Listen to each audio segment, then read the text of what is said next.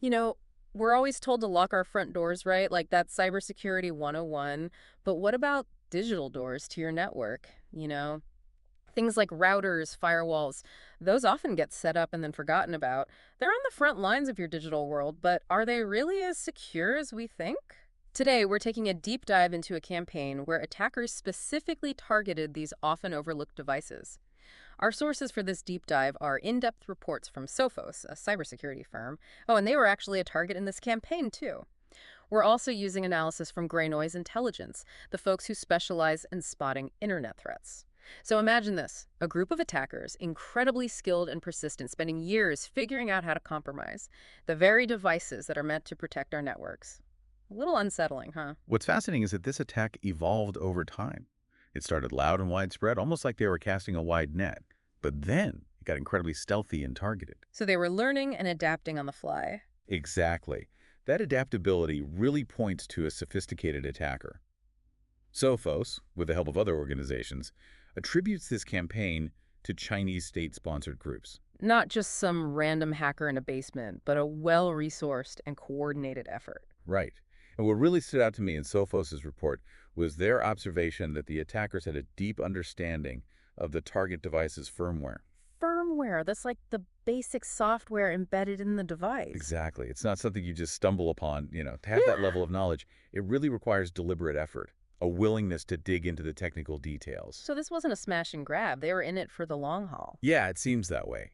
Initially, it seemed like their goal was mass compromise, building this vast network of what Sophos calls operational relay boxes, or Mhm. ORBs. Think of these like hidden stepping stones across the internet, allowing them to launch attacks from anywhere. But then things shifted. Yeah.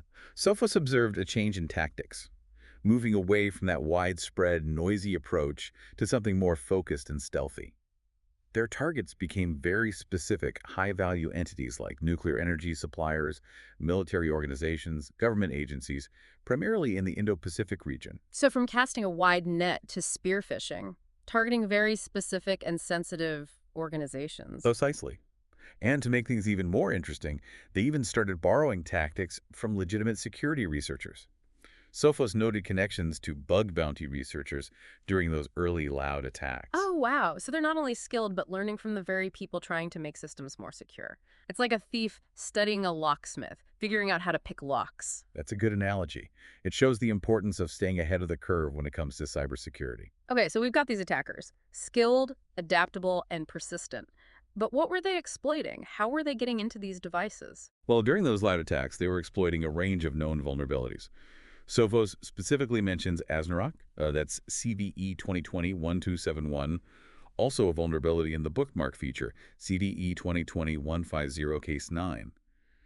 An account creation vulnerability in Cyberome, CVE 2020-2020-29574, and one they call Personal Panda, CVE 2022-1040. I know those vulnerability codes, the CVEs, might sound like alphabet soup to some people, but what's important is that these weren't brand new zero-day vulnerabilities. They were known issues, often with patches available. Right. And that's where it gets tricky. Patching can be a real headache, especially for these always-on devices. Mhm. Taking them offline to update them can disrupt business operations. So sometimes those updates get delayed or skipped. So it's kind of like there's a hole in your fence, but don't get around to fixing it because it's too much of a hassle, Exactly. And the attackers know this. They bank on it. which makes unpatched devices the weakest link. Precisely. And once they're inside, things get even more interesting.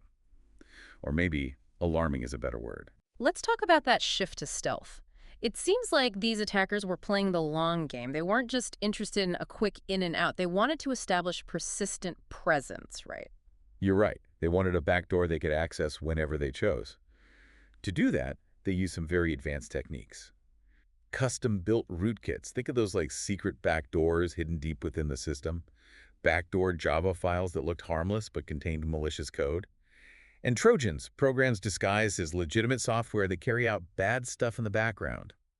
Some of these Trojans even lived entirely in memory, making them incredibly difficult to detect. Wow, they really pulled out all the stops. They even experimented with a UFI bootkit. Bootkit, that sounds serious. It is. A bootkit targets the boot process, meaning it loads before the operating system even starts up. Imagine someone tampering with the engine of your car so it always starts in a way they can control. That's essentially what a bootkit does. So even if you think you've cleaned your system, this thing could still be lurking. Exactly. And remember, this is just what Sophos was able to uncover. There might be other, even more sophisticated techniques we haven't seen yet. Okay, so we've established these attackers are sophisticated, adaptable, persistent, and they're using some seriously advanced techniques. But why this focus on perimeter devices? What makes them so attractive? That's where graynoise's expertise comes in. Huh.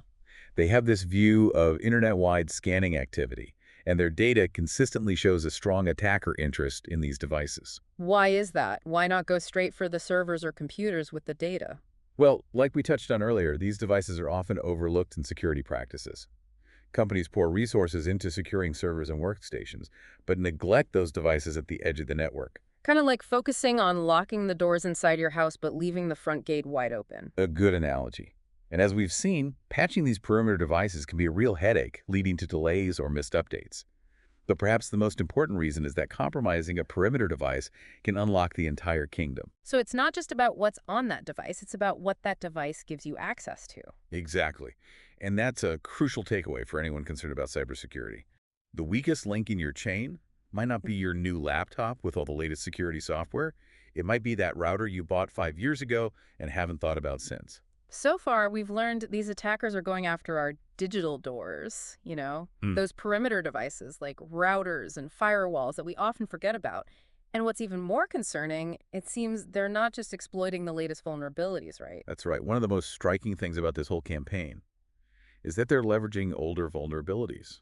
The kind that many people might assume are no longer a threat. Yeah, it's like assuming that old rusty lock on your shed is good enough just because no one's tried to break in yet. That's a great analogy. Graynoise's data really highlights this. They found that over 35% of the vulnerabilities targeted in this campaign were from before 2020. So weaknesses that have been known for years, potentially with patches available, are still being exploited, almost like they're betting on us being a little lazy with our security updates. And they might be right. Graynoise points out that 95% of these vulnerabilities are listed in CISA's Known Exploited Vulnerabilities Catalog, the KE catalog, which CISA, the Cybersecurity and Infrastructure Security Agency in the U.S., maintains. This catalog is basically a list of vulnerabilities that are known to be actively exploited. A greatest hits list for attackers. Pretty much. So it's not enough to just patch the latest vulnerabilities. We need to stay on top of those older ones as well, kind of like making sure all the doors and windows in your house are secure, not just the front door. That's a great analogy, and it brings us to a crucial point. Patching isn't a one-time thing. It's an ongoing process. You really need to think of it as digital hygiene, like brushing your teeth or washing your hands. Attackers are always scanning for these weaknesses, and they're counting on at least some of us falling behind. All right, so we need to be on top of patching. But is there anything else we can do to protect ourselves, especially given how sophisticated and persistent these attackers seem to be? Absolutely. Another important step is to minimize your attack surface. Attack surface, what does that mean? Basically, it's the total number of potential points where an attacker could try to get into your system. And minimizing it means disabling any unnecessary services or features on your devices. The logic is simple. If you're not using it, turn it off. Like locking the windows you don't normally use. It might be a little inconvenient if you need to open them later, but it makes your house much more secure in the meantime. Makes sense. So less is more when it comes to the features and services running on our devices. But let's be honest, managing all of this can feel overwhelming, especially if you're not a tech expert. What about folks like me who know just enough to be dangerous?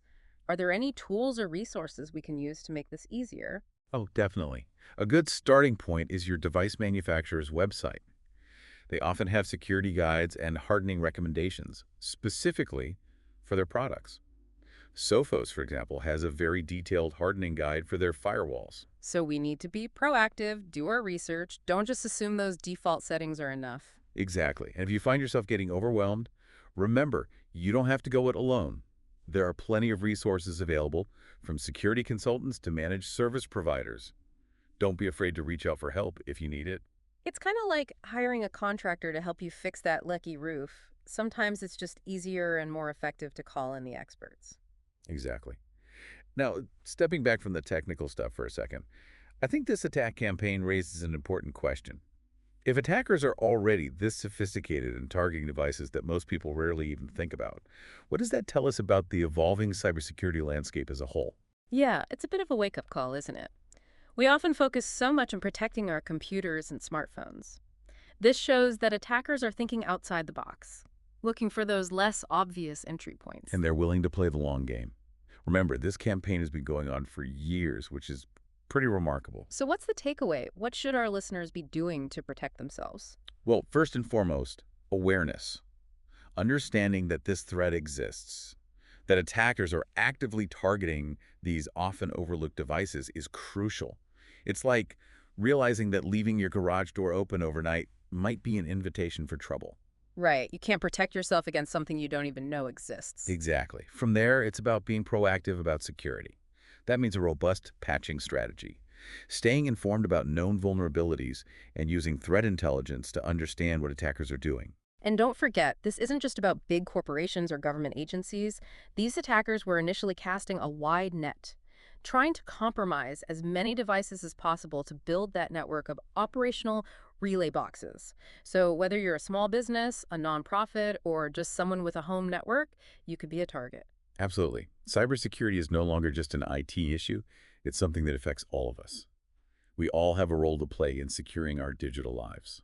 That's a powerful message. And on that note, I think it's time we shift gears and talk about some specific steps our listeners can take to strengthen their own perimeter defenses.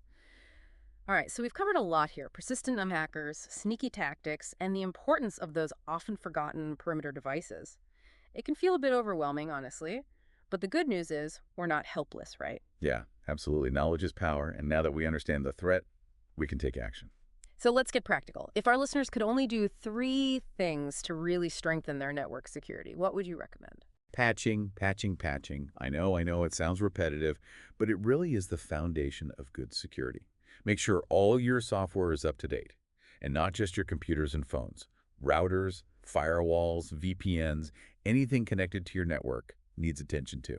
And remember what we talked about earlier, don't forget those older vulnerabilities. It's worth checking that CISA KV catalog we mentioned, just to make sure you haven't missed any of those greatest hits attackers are still using. Oh yeah, absolutely. The second thing I'd recommend is minimizing your attack surface. Remember, it just means turn off anything you're not using. It's like locking those windows you don't normally use. It's a small step, but it can make a big difference. Okay, that makes sense. And the third thing? Strong, unique passwords for every device. And enable multi-factor authentication wherever you can. It might seem like a hassle, but it makes it so much harder for attackers to get in. It's like adding a deadbolt to your front door. Solid advice. Patching, minimizing your attack surface, and strong passwords. Those are three things anyone can do, regardless of their, technical skills. But let's be real, keeping up with all this can be a lot, right? Are there any tools or resources that can help, especially for people who aren't tech wizards? Definitely. You can start with your device manufacturer's website. They often have security guides and recommendations specifically for their products. Sophos, for example, has a great hardening guide for their firewalls. We'll be sure to include a link in the show notes. Great. So do your homework right. Don't just assume those default settings are enough. Right, exactly. Yeah. And another really valuable resource is threat intelligence. Services like graynoise, they provide these insights into what attackers are doing and which vulnerabilities they're targeting. Having that real-time info can help you prioritize your efforts and focus on the most critical threats. So it's like having a neighborhood watch for the digital world. Exactly. And if you're ever feeling overwhelmed, remember, you don't have to go it alone. There are security consultants, managed service providers, they can help. It's like calling a contractor to fix a leaky roof. Sometimes it's just easier and more effective to get some expert help. This has been a real eye-opener. We often focus on our computers and phones, but this deep dive has shown us that attackers are getting creative. They're going after those less obvious entry points, uh, you know, those digital doors we often forget about. Yeah, and they're playing the long game. This campaign has been going on for years, which really shows a remarkable level of persistence. So what's the biggest takeaway you want our listeners to walk away with? Awareness. Just understanding that this threat exists is the first step. From there, it's about being proactive about security. Patching diligently, minimizing your attack surface, using strong passwords, and staying informed. And remembering that cybersecurity isn't just an IT issue anymore. It's something that affects all of us. We all have a role to play in securing our digital lives. Well said. If attackers are already this sophisticated in targeting these devices that most people don't even think about, Imagine what's next, what new threats might be just around the corner. It's something to think about. It certainly is. Well, that brings us to the end of our deep dive. Thanks for joining us. Be sure to check out the show notes for all the links and resources we mentioned. And until next time, stay safe out there.